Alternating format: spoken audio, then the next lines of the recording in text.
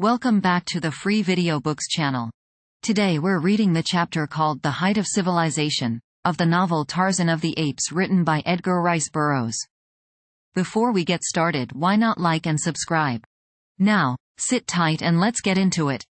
Another month brought them to a little group of buildings at the mouth of a wide river, and there Tarzan saw many boats, and was filled with the timidity of the wild thing by the sight of many men. Gradually he became accustomed to the strange noises and the odd ways of civilization, so that presently none might know that 2 short months before, this handsome Frenchman in immaculate white ducks, who laughed and chatted with the gayest of them, had been swinging naked through primeval forests to pounce upon some unwary victim, which, raw, was to fill his savage belly. The knife and fork, so contemptuously flung aside a month before, Tarzan now manipulated as exquisitely as did the polished darnot.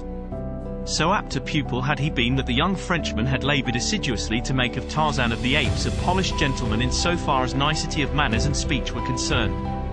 "God made you a gentleman at heart, my friend," Darnot had said, "but we want his works to show upon the exterior also." As soon as they had reached the little port, Darnot had cabled his government of his safety, and requested a 3 months' leave, which had been granted. He had also cabled his bankers for funds, and the enforced wait of a month, under which both chafed, was due to their inability to charter a vessel for the return to Tarzan's jungle after the treasure. During their stay at the coast town, Monsieur Tarzan became the wonder of both whites and blacks because of several occurrences which to Tarzan seemed the merest of nothings. Once a huge black, crazed by drink, had run amuck and terrorized the town, until his evil star had led him to where the black-haired French giant lolled upon the veranda of the hotel. Mounting the broad steps, with brandished knife, the Negro made straight for a party of 4 men sitting at a table sipping the inevitable absinthe. Shouting in alarm, the 4 took to their heels, and then the black spied Tarzan.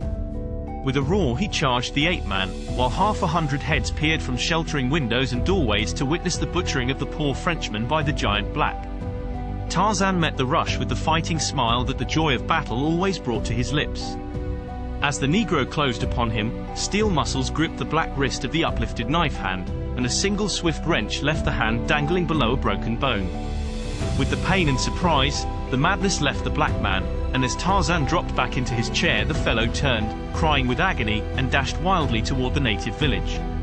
On another occasion, as Tarzan and Darnot sat at dinner with a number of other whites, the talk fell upon lions and lion hunting.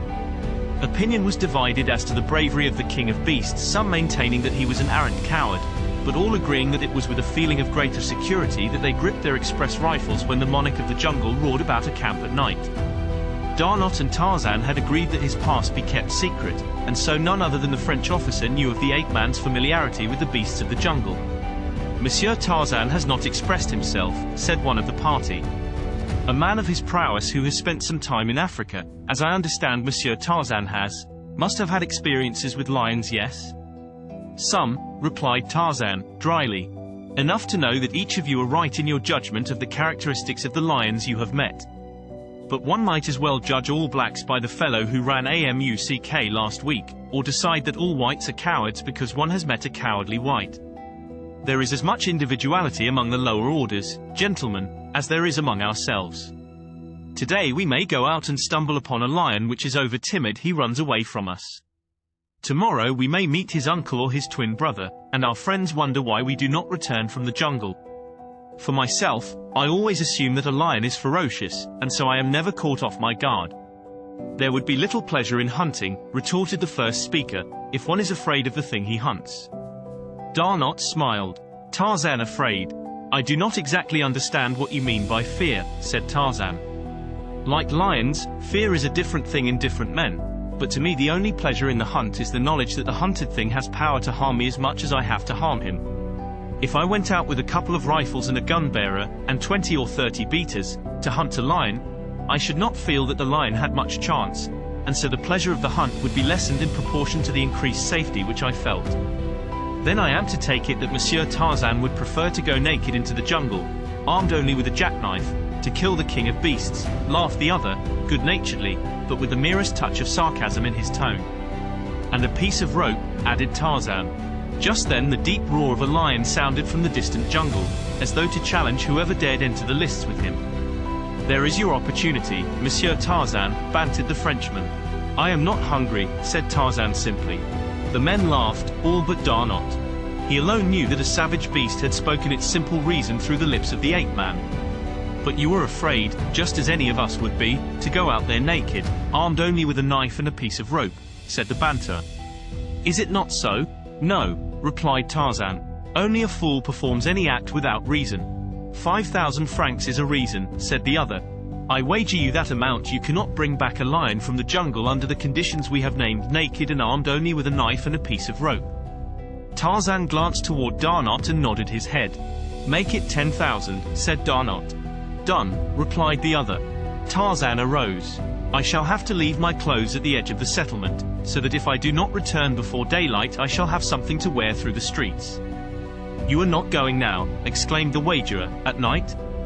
"Why not?" asked Tarzan. "Numa walks abroad at night, it will be easier to find him." "No," said the other, "I do not want your blood upon my hands. It will be foolhardy enough if you go forth by day." "I shall go now," replied Tarzan, and went to his room for his knife and rope. The men accompanied him to the edge of the jungle, where he left his clothes in a small storehouse. But when he would have entered the blackness of the undergrowth they tried to dissuade him, and the wagerer was most insistent of all that he abandon his foolhardy venture. "I will accede that you have won," he said, "and the 10,000 francs are yours if you will but give up this foolish attempt, which can only end in your death." Tarzan laughed, and in another moment the jungle had swallowed him. The men stood silent for some moments and then slowly turned and walked back to the hotel veranda. Tarzan had no sooner entered the jungle than he took to the trees, and it was with a feeling of exultant freedom that he swung once more through the forest branches. This was life. Ah, how he loved it! Civilization held nothing like this in its narrow and circumscribed sphere, hemmed in by restrictions and conventionalities. Even clothes were a hindrance and a nuisance. At last he was free. He had not realized what a prisoner he had been. How easy it would be to circle back to the coast, and then make toward the south and his own jungle and cabin. Now he caught the scent of Numa, for he was traveling upwind. Presently his quick ears detected the familiar sound of padded feet and the brushing of a huge, fur-clad body through the undergrowth. Tarzan came quietly above the unsuspecting beast and silently stalked him until he came into a little patch of moonlight. Then the quick noose settled and tightened about the tawny throat, and, as he had done it 100 times in the past, Tarzan made fast the end to a strong branch and, while the beast fought and clawed for freedom, dropped to the ground behind him, and leaping upon the great back, plunged his long thin blade a dozen times into the fierce heart. Then with his foot upon the carcass of Numa, he raised his voice in the awesome victory cry of his savage tribe. For a moment Tarzan stood irresolute, swayed by conflicting emotions of loyalty to Darnot and a mighty lust for the freedom of his own jungle. At last the vision of a beautiful face, and the memory of warm lips crushed to his dissolved the fascinating picture he had been drawing of his old life. The ape-man threw the warm carcass of Numa across his shoulders and took to the trees once more. The men upon the veranda had sat for an hour, almost in silence. They had tried ineffectually to converse on various subjects, and always the thing uppermost in the mind of each had caused the conversation to lapse. "Mon Dieu," said the wagerer at length, "I can endure it no longer. I am going into the jungle with my express and bring back that madman." "I will go with you," said one. "And I, and I, and I," chorused the others. As though the suggestion had broken the spell of some horrid nightmare, they hastened to their various quarters, and presently were headed toward the jungle, each one heavily armed. "God! What was that?" suddenly cried one of the party, an Englishman, as Tarzan's savage cry came faintly to their ears. "I heard the same thing once before," said a Belgian, "when I was in the gorilla country. My carrier said it was the cry of a great bull ape who has made a kill."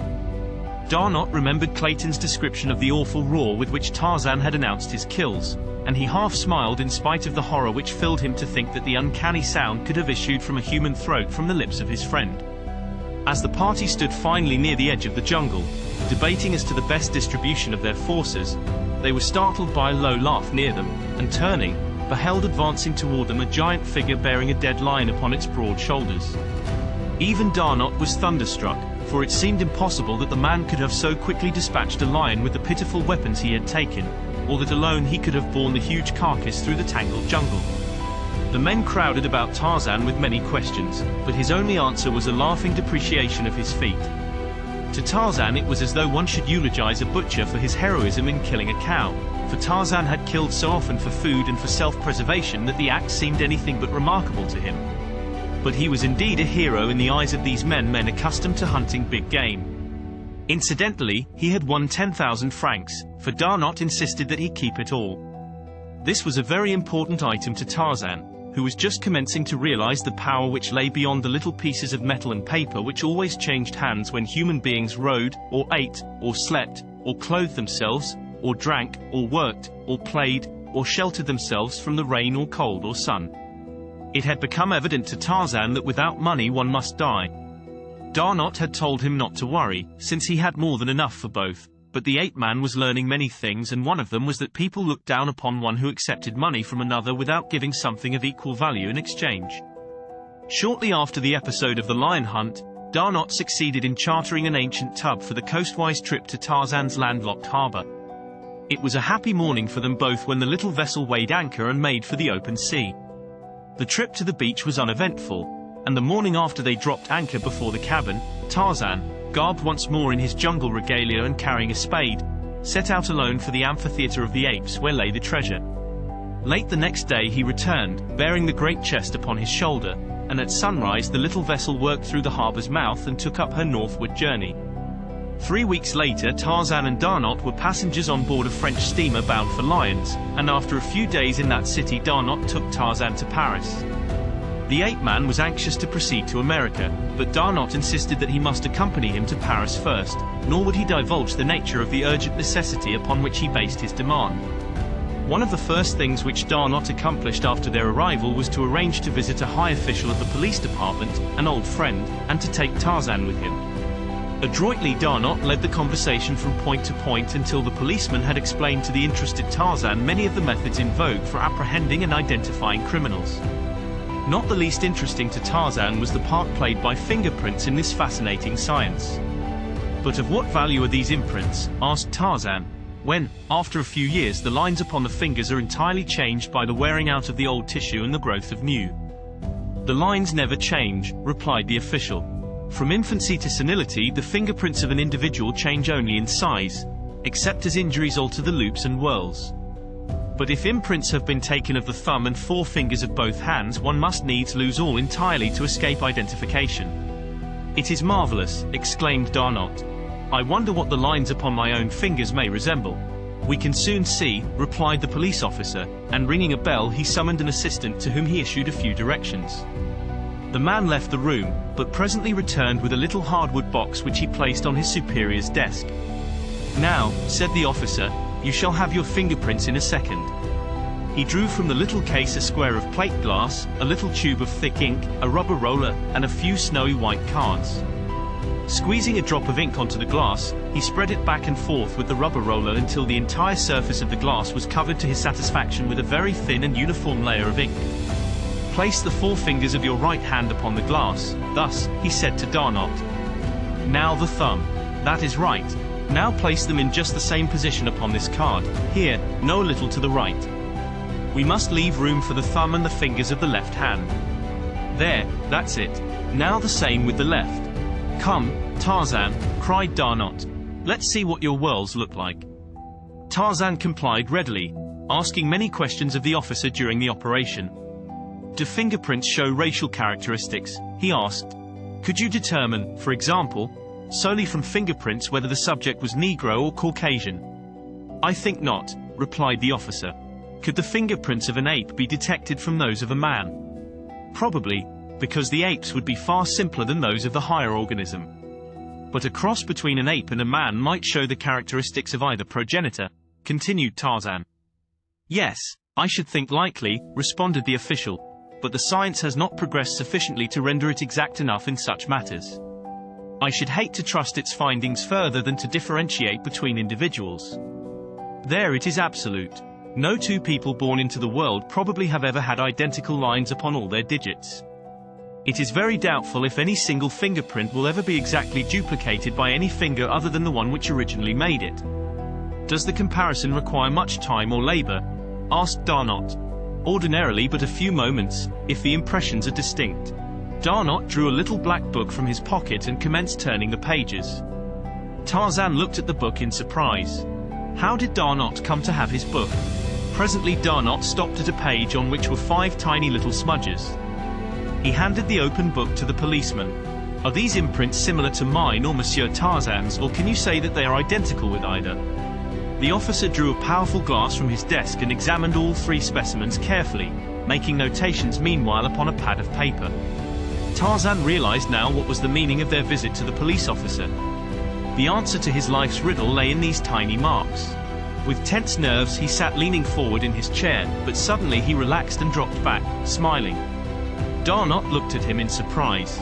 You forget that for 20 years the dead body of the child who made those fingerprints lay in the cabin of his father, and that all my life I have seen it lying there, said Tarzan bitterly. The policeman looked up in astonishment. Go ahead, Captain, with your examination, said Darnot. We will tell you the story later provided Monsieur Tarzan is agreeable. Tarzan nodded his head. But you are mad, my dear Darnot, he insisted. Those little fingers are buried on the west coast of Africa.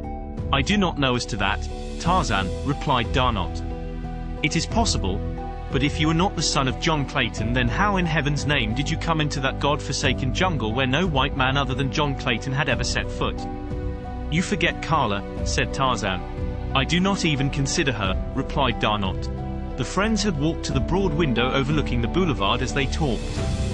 For some time they stood there gazing out upon the busy throng beneath, each wrapped in his own thoughts. It takes some time to compare fingerprints, thought Darnot, turning to look at the police officer. To his astonishment he saw the official leaning back in his chair hastily scanning the contents of the little black diary. Darnot coughed. The policeman looked up, and, catching his eye, raised his finger to admonish silence. Darnot turned back to the window, and presently the police officer spoke. Gentlemen, he said. Both turned toward him. There is evidently a great deal at stake which must hinge to a greater or lesser extent upon the absolute correctness of this comparison. I therefore ask that you leave the entire matter in my hands until Monsieur Desquerque, our expert, returns. It will be but a matter of a few days. I had hoped to know at once, said Darnot. Monsieur Tarzan sails for America tomorrow. I will promise that you can cable him a report within 2 weeks, replied the officer. But what it will be I dare not say. There are resemblances, yet well, we had better leave it for Monsieur Desquerque to solve. Did you enjoy today's chapter of Tarzan of the Apes? Why not subscribe and ring the bell? Next time we'll be reading the chapter, The Giant Again. Don't miss it.